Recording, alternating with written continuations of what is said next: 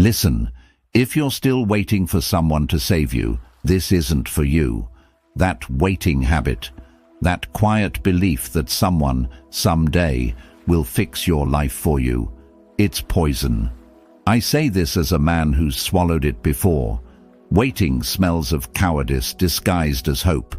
You think life owes you a break, but it doesn't. Marcus Aurelius would tell you the world is indifferent. Seneca would call your waiting a form of surrender. Stop leaning toward a fantasy of rescue. No one is coming. And until you understand that, you'll keep living like a fool. So listen closely. Here are 10 things only foolish people do. 1. They wait for someone to save them. The fool waits for timing, for luck, for permission. Maybe next month, he says, as if the gods take appointments. But salvation doesn't come, it's made. The longer you wait, the more your will decays. The wise build the thing they need with their own trembling hands. Waiting is the slowest form of death. 2. They measure themselves by applause. They live for validation, chasing claps, likes, and nods like hungry children. But applause is smoke. It disappears when the wind shifts. The wise seek truth, not approval. Let silence be your compliment. Let your actions make the noise. Real confidence doesn't perform. It simply exists. 3. They confuse comfort with safety. Comfort is a golden cage, soft, familiar, and deadly. It convinces you that peace means stillness, that security means silence. But comfort is not safety, it's sedation. The fool hides from discomfort as if pain were poison, when in truth, it's medicine. The wise man knows the storm isn't sent to destroy him, it's sent to strip him of weakness. Epictetus called hardship the gymnasium of the soul, and he was right. Muscles don't grow in warmth, they grow in strain. The mind is no different. Every challenge is a forge, every difficulty a fire. Comfort makes you forget who you are. Struggle reminds you. If you never bleed, you'll never build callus. And without callus, life will break you the moment it touches you. 4. They live as if they'll never die. They walk through their days like immortals, careless, distracted, blind to how fast it all disappears. Tomorrow I'll change, they say, but tomorrow is a liar. Seneca warned us, you act like mortals in what you fear, and immortals in what you desire. Every sunrise is borrowed, every breath is rented. The fool keeps wasting both, assuming he has more. The wise remember death not to be afraid, but to be awake. Because when you truly realize that time is running out, you stop postponing your own life. 5. They worship certainty. Fools demand guarantees before they move. What if it goes wrong, they ask, blind to the truth that uncertainty is the price of existence. The universe signs no contracts, gives no promises, and owes no explanations. Life is motion through fog, not a map with clear lines. Epictetus reminded us, it's not things that disturb us, but our opinions about things. The fool waits for confidence before he acts. The wise act, and confidence follows. The fool builds excuses and calls them plans. But the wise understand that every step into the unknown is a declaration of faith in themselves. 6. They mistake busyness for progress. The fool fills every hour so he doesn't have to feel the emptiness inside.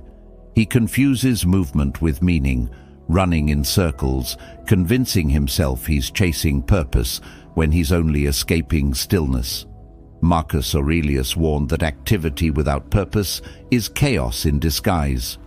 You can drown in motion and still die dry of meaning. The wise know that not every action deserves their energy, and not every noise deserves their attention. They pause, they think, they act slowly, but everything they do has weight. The fool burns out trying to look alive. The wise conserve their fire to build something that will outlive them. 7. They let others define who they are. The fool's identity shifts with the crowd. Praise inflates him, criticism destroys him. He becomes whoever others expect him to be, a man of mirrors, not of substance. The opinions of others shape his mood, his choices, even his dreams, until he forgets what his own voice sounds like. The wise man, however, builds himself in solitude, brick by brick, from principles, not approval. He knows that silence is stronger than validation, and conviction louder than applause. You don't need titles, followers, or permission to exist. You need integrity. That's the only mirror that doesn't lie, even when no one's watching. 8. They hide from pain and call it strength. The fool mistakes suppression for discipline.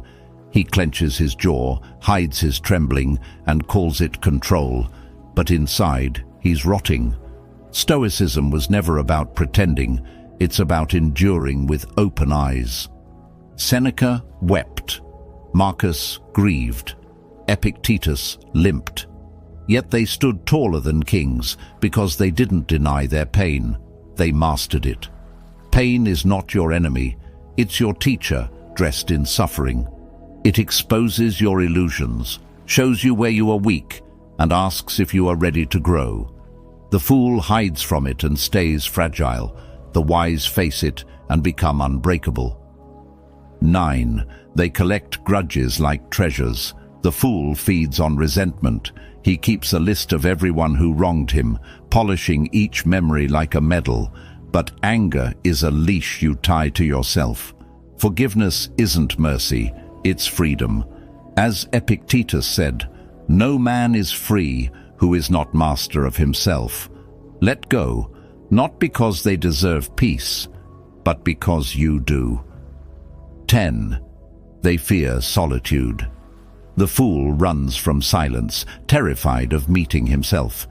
He fills his hours with noise, faces, and distraction, anything to avoid his own reflection. But solitude is not loneliness, it's training. Marcus Aurelius wrote his meditations alone, not to be wise, but to stay human. The man who cannot be alone will never be at peace.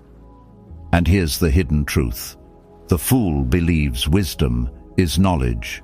It isn't. Wisdom is scar tissue. It's pain refined into calm. It's losing everything and still whispering, "I am enough." The Stoics didn't read about strength, they bled into it. You don't become wise by collecting ideas. You become wise by surviving yourself. So tonight, do one thing differently. Stop waiting. Stop explaining. Stop postponing your own becoming. Life is already happening. It will not pause for you to prepare.